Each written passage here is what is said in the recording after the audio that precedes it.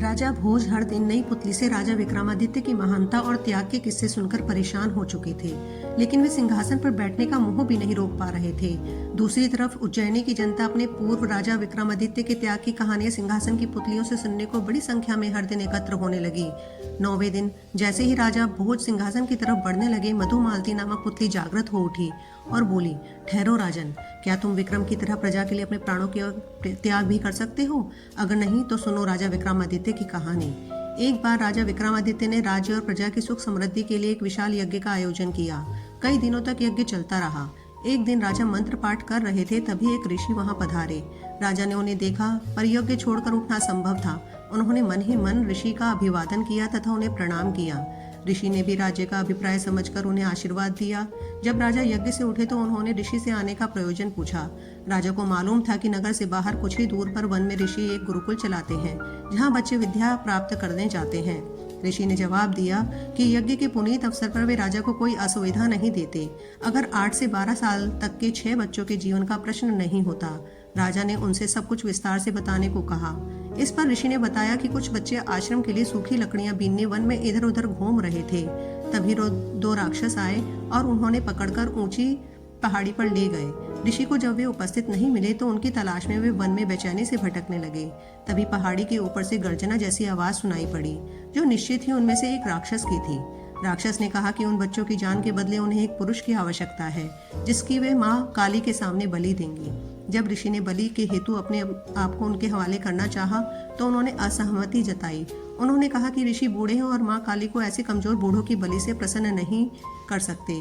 काली माँ की बलि के लिए अत्यंत स्वस्थ क्षत्रिय की आवश्यकता है। राक्षसों ने कहा कि अगर कोई छल या बल से उन बच्चों को स्वतंत्र कराने की चेष्टा करेगा तो उन बच्चों को पहाड़ी से लुढ़काकर मार दिया जाएगा। राजा विक्रमादित्य से ऋषि की परेशानी नहीं देखी जा रही थी। वे तुरंत तैयार हुए और ऋषि से बोले, आप मुझे उस पहाड़ी तक ले चलें। मैं अपने आप को काली के सम्मुख बलि के लिए प्रस्तुत करूंगा। मैं स्वस्थ हूँ और क्षत्रिय भी। राक्षसों को कोई आपत्ति नहीं होगी। ऋषि ने सुना तो हतप्रभ रह गए।